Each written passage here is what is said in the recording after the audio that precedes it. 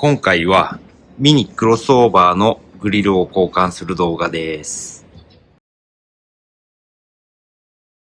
こちらのね、後期型の純正グリル、形状が一緒で、取り付け位置も同じなので簡単に交換できます。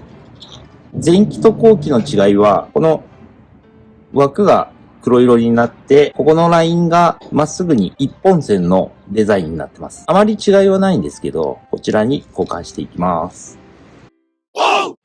まずはバンパーを傷つけないようにマスキングテープを貼って養生します。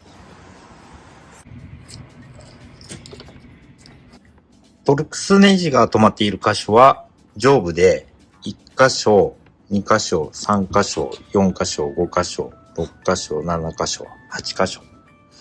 トルクスネジは T30 で締まっているので外していきます。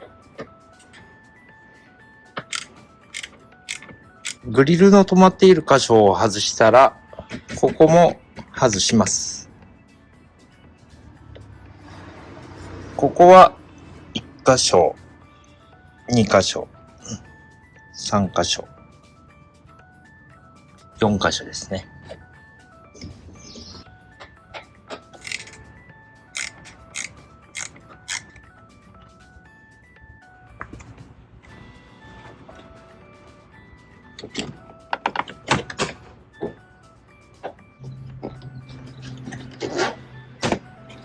グリルの下は爪で止まっています。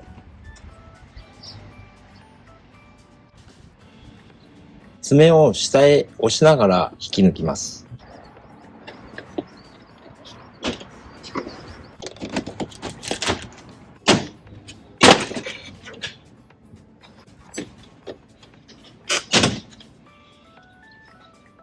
こういった長いドライバーなんかで爪を下にこうやって押してやると外しやすいですね。外したついでに汚いので掃除しておきます。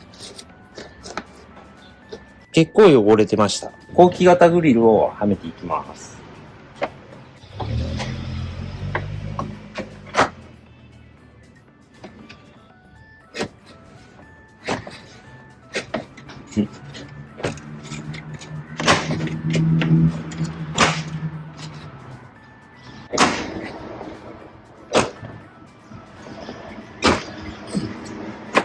下の爪がはまったらトルクスネジでもう一回締めていきます。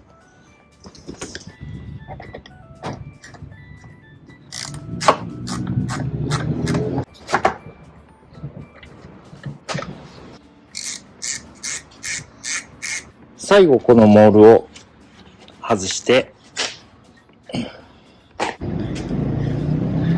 付け替えます。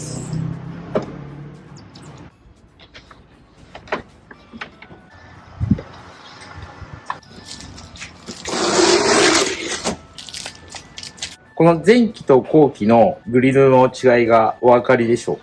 完成しました。フロントの顔が引き締まりましたね。